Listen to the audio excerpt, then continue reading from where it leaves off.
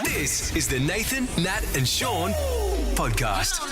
Hey everybody, well we're on holidays. Yes. There's still podcasts galore for you, little best of. Yeah. What are we doing extra for? Just because we care about our listeners. Okay. No, our boss has made us. Here to help. This is Yes. what we're calling this podcast. This That's is all right. of the people that we've had throughout the year, some of our favourites that have given help to you. We hear rumours that some of you have children. Oh, And I know. those What children were you thinking? can be a nightmare. Here to help you raise them. He's written The Parenting Revolution, a guide to raising resilient kids. That's what a lot of parents are after. Dr. Justin Coulson, Now- father of 6. We do actually feel like we're cheating on Maggie Dent, but she's Yes. given us the green light. Yes. Because you're in the Maggie Dent posse. Good on Mags. That's Yes. great. Yes. Yes. Appreciate that. I should also mention this conversation is really only going to be between Sean and I today because Yes. no one else in the room has kids. No, Right, no. Justin. I don't have any questions for it. It's unbelievable. Hey, but So talk- we know what? We'll see you guys at the end of the show. Let's go out for breakfast. resilience is one of those things and keywords that come up all the time. Schools are trying to Yes. teach it. And our day, the way that we yes. talk about it versus today, it seems like... A generation ago, it wasn't a thing. Nobody mentioned it. It was just something that kids had inherently. I feel that there's a lot of cop-outs. Does that make sense? Like I felt that us three here, sitting here, were held accountable, and you too. You know what Justin, it is? and when you're from your parents, When held accountable. we were what? younger, our parents didn't protect us from the world as much as parents do these days. Because Is that fair? they Is didn't that a care. thing? So there's a lot more coddling going on. We've got Yes. research that shows that. Here's something really fascinating. A couple of days ago on the Happy Families podcast, my wife and I talked about school camp. Yes. Yep. There's a mum that wrote in and said, my kiddo's going off to school camp, 9, 10 years old, terrified. And I'm thinking, I'm just not going to let him go. Oh. And so we had this conversation about it, popped it onto our Facebook page. It's gone nuts. Everyone's, is it okay to keep the kids away from school camp? Heaps of parents saying yes. I'm sort of saying an alternate view is that avoidance reinforces anxiety. Yeah. And maybe instead of coddling the kids, we can help them to be prepared for this and give them the experience. Because when you do hard things, that's when you become resilient. Yes. Like if you don't do the hard thing, then you don't actually discover what you've got inside you, that potential to grow and learn and develop. So it's not like we need to say, toughen up, princess, just get out there, give them a thump and say, have a go. That's not going to help them. But we can supportively guide them to the hard thing and gently support them through it. And when they do that, they become more resilient. Can I tell you, my school camp to Balaki Rock in when I was in Kalgoorlie. It's still ingrained. It is, and it was. We were out camping with a couple of Aboriginal elders, and back then in our day, no one really cared about your welfare. Your parents didn't really ask. I was traumatised for most of that trip. But yet I still remember it and had an amazing time. And it was traumatised because it was cold, it was wet. Yeah. They remember they cut that kangaroo's Kangaroo's tail tail off and then handed it to me. I had to sit on the bus while it wiggled around in my hands. So it was actually like a nightmare, like a horrific nightmare. You're not selling it. But yet I went to it, I got through it, and like now I've Yeah, got a look at fun him, he's story. fine. So, Justin, how would you prepare? So, if you do have a kid that's anxious about going to school camp, what are you going to say to them? What do you actually do to prepare them for it? So in the book, I talk about how when we meet our kids' basic psychological needs, they thrive. They become resilient. And so these basic psychological needs, you want to have a feeling that you're connected with the people around you. Yeah. Like, you don't want to go to the camp if you hate everybody and everybody hates you. of If you course. know you're going to get bullied, this is going to be a tough situation. You've got to have the trust of the teachers. So that relationship stuff matters. You've got to also have a sense of what psychologists call competence. That is, I reckon I can figure this out. I reckon I can master this. And so as parents, we've got to equip our kids, whether it's showing up for the exam or going to the party or whatever the hard thing is that they're going to do this afternoon, this weekend, next month, in the holidays, whatever it is, the camp, you just talk them through it. Okay, what's going to happen? What would you do if that happened? Give them a bit of a dry run, help them feel competent. Yeah. And the third thing is you've got to have a sense of control. When we feel like we're being controlled, everyone's telling us what to do all the time, we really resist that. Like if you're in a relationship with somebody who's constantly controlling you, well, you can take them to court, right? Yes, like this is Don't not, worry, I'm coming for you. not healthy. And so the kids have to have a sense that they've got a say, they've got a voice. Some autonomy, Yeah, you Which do is that. weird because when we were growing up, we didn't have a say or No. a voice. No, we didn't. So that's why it flies in the face of everything that our generation is looking at, going, wait, we turned out all right. Why But do you reckon it's flipped from one generation to the next. It's in such an extreme way. So I want to be really clear about giving your kids a voice doesn't mean that they get to choose. Yeah. And Yes, hear that, everyone? This is the critical thing. You can't say my house. whatever you want, kids. That's independence. That's unhealthy. The research says that's terrible for kids. Yeah. What I'm talking about here is a collaborative approach where you say, if you could choose, what would it look like? And then you brainstorm and problem solve from there with your kids. Like when you teach your kids to problem solve, what you're actually teaching them is you've got options. You can figure stuff out. And every now and again, as a parent, you step in and say, that would be really fun, wouldn't it? But we can't go that way. So we've got these boundaries that we've got to stay in. Let's try again. So the autonomy concept is more of a collaboration with wise parents who understand their children's development. Get that right, and voila, away you go. But to answer your question, the reason this is happening is because we've fetishized parenting. Like, it didn't even show up in the dictionary until 1958. Oh. The word parenting. Yeah, nobody goes husbanding or wifing. No, it's Right? true. They're nouns, not verbs. Well, now we're adulting. Yeah, that's right. But parenting became a thing, really kicked off in the 70s. Then Instagram happened, and we've just gone fetishizing Now it. you're showing parenting, and Yeah. everyone's Yeah, we've got the a shiniest parent. It's We've a got my competitive parental sport guidance now. TV show, and we're Yes. looking at different parenting styles, and everyone's freaking out because we want our kids to be awesome. Like we want our kids to fulfill their potential. Quick hand up, any parent who has actually fulfilled their own potential. Sean hasn't. I'm And we don't think he's ever going to get there. I want my kids to fulfill my potential, so I've got to control everything, and Yes. our anxiety goes up, and the kids' anxiety goes up. If we can just take a step back and say, I trust my kids are going to develop okay, and then just provide a nice environment for them, they're going to be resilient. They're going to do well. But one thing that I think that gets in the way, and this is a typical excuse, is time when you're getting back to teaching the kids and having those discussions with them, and let's negotiate in a way and selling them a good thing. It's time you go, I can't be bothered dealing with that, so you allow them to, I don't know, eat an ice cream when they shouldn't be, You or can't go to bother the with shops. the drama attached to it. Yeah, and then they find that the boundaries, and we get weaker and weaker. And the other thing that probably struggles in my household a lot, I'd say a lot of households, is when you're not working together as parents. They corner you. One of my sons, Cooper, they know how to play He gets my wife, and she says no to something. He comes at a different angle, and I'm out somewhere, and I get a phone call, and I go, yeah, no worries, blah, blah, blah. And then he just gets me, And then the wife you goes find off. out you've been she goes off the manipulated. nut. You've been outwitted. I love it because they're sneaky, right? But we do the same thing. Like you guys as a team, I know you do this with your boss. Boss said you can't do it, come at it another angle, try a different way. Like there's always going to be another way to do this, and that's because we want our autonomy. We want to do the things that we want to do. And that's raising kids. That's the great joy of it. It's the thing that you look back and laugh at in 10 years, but when you're doing it in the moment, you're like, oh my goodness, I cannot believe I signed up to have 4 kids or 6 kids. But it's the best. Can I say, when we were growing up as well, right, it was, if someone got some new branded shoes, it was a big deal. Yeah. You know what I Remember mean? my Reebok pumps. Yeah. Yeah. And then if you went around to someone's house and they had like a TV in their room, it was like, oh my God, you've got a TV in your room. Granted, I'm coming from a perspective, I grew up without a bedroom door, so everything's amazing to me. But these days, and we say it all the time, it's like, and maybe it is because of Instagram and keeping up with everyone, but kids seem to be provided with so much more than what we were when we were younger. And it's like they all have to have flat screen TV, they have to have the newest The latest iPhone. phone, yeah. That's a lot. Like, why? Why do they get that now? You're saying that, but they don't. Like my kids don't have TVs in their bedrooms. My kids don't have the latest iPhones. Forget it. I mean, I'm not going to. Yeah, but you have 100 children. Well, that's true. I've signed up for a life of poverty and Yeah, exhaustion. that's right. So we're talking 6 girls. If you That's stop an doing that, expensive then undertaking. that'll take care of that. Yeah. So this is the coddling thing that's happening, though, and. Again, I'm not an advocate at all for toughen up princess parenting. That doesn't. But you build can say resilience. no? But it's okay for a parent to say no. How you say it matters. Yeah. And I know that Nathan's going to say, yeah, well, when I was a kid, your parents just said no, and that was it. And then you get hit. Sorry. I was about to say, and that's totally fine, but you've added that, and now I've got to. But when we say no to our kids, it's fine to say no and just leave it at that sometimes. But other times, if something really matters to the kids, it doesn't hurt to sit on the edge of the bed that night and say, hey, kiddo, I know you're really upset about this thing. I just want to chat with you about it.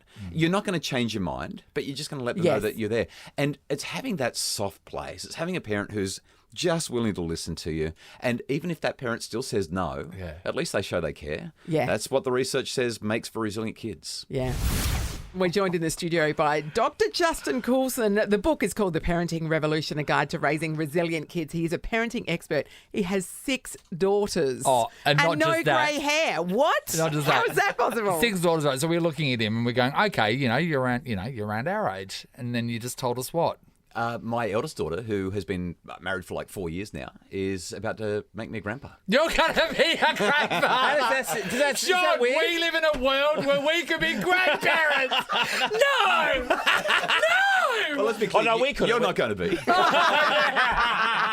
you have no children and no prospects.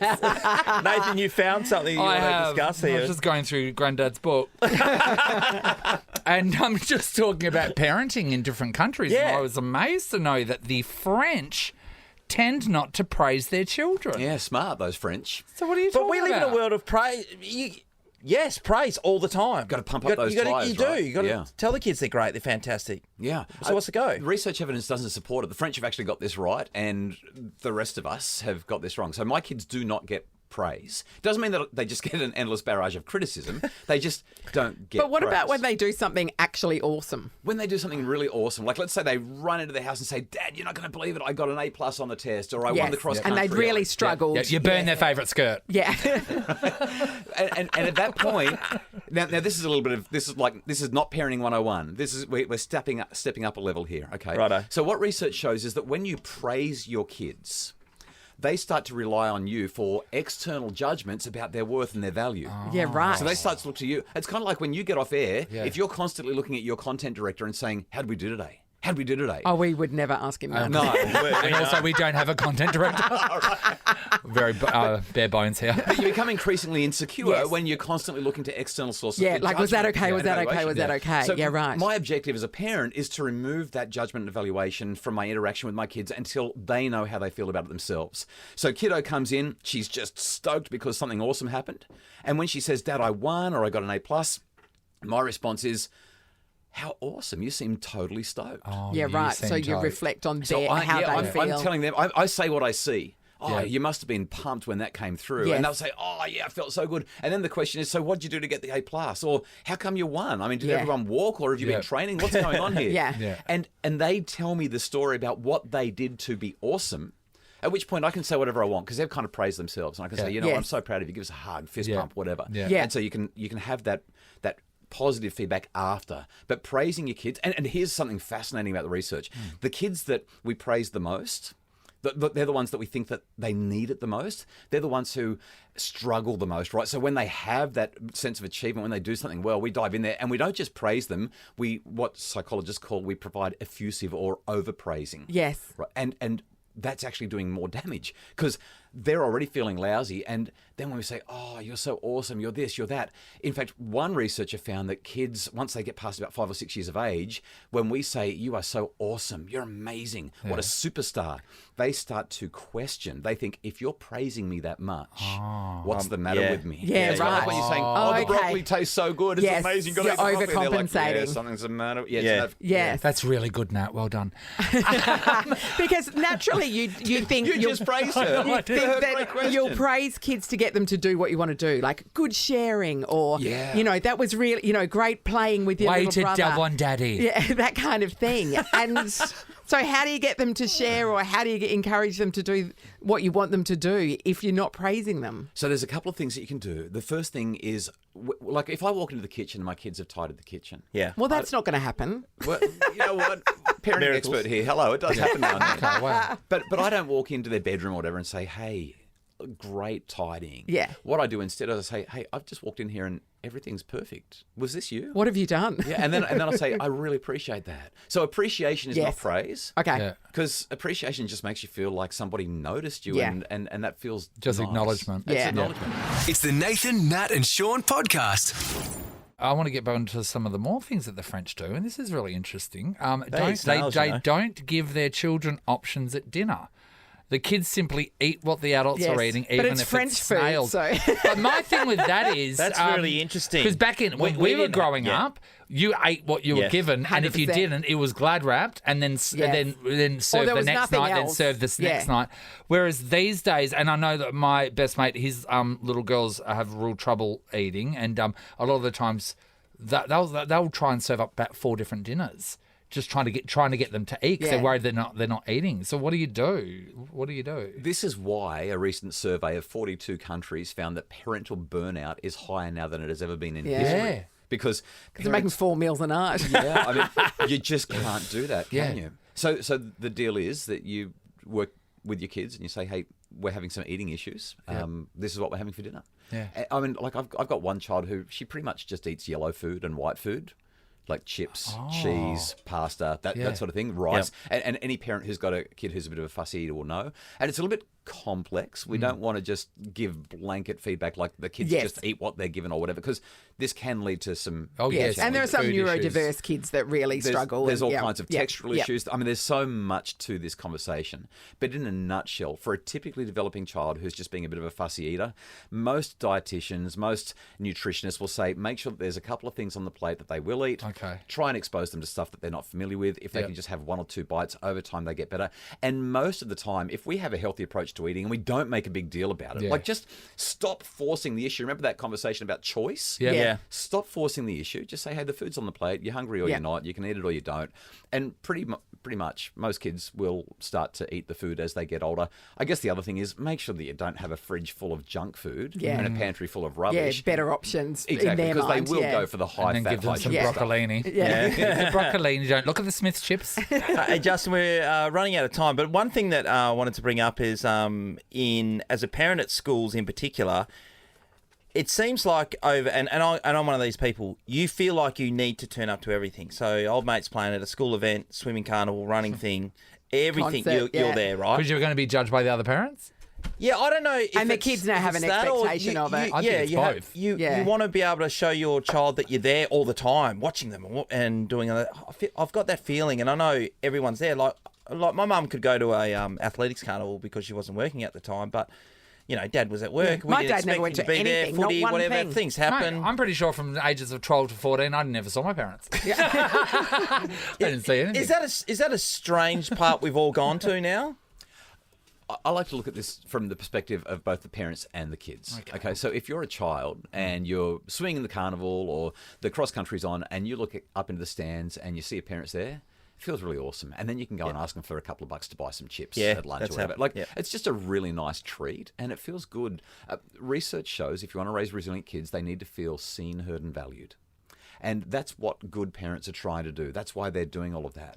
But kids are also understanding, like, parents have got to work. Parents have got other commitments. And if you say, oh, gee, I wish I could come to the thing that you're doing today. I wish I could see you get your award on assembly today. But I'm stuck at work, or the boss needs this, or I have to take your sister to the appointment. When you do that, the kids are like, yeah, cool, okay.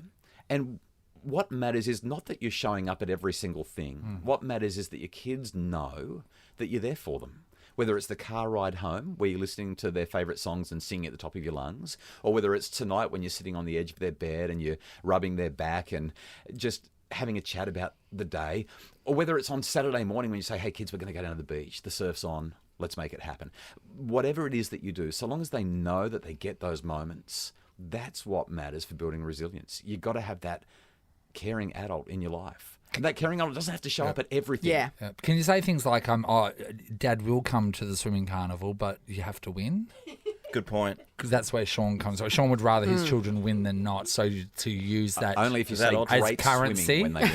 That's a praise. That was not what I meant. I was just kidding. No. Just in case anyone We just heard tuned you in. said what you said. You said what you said.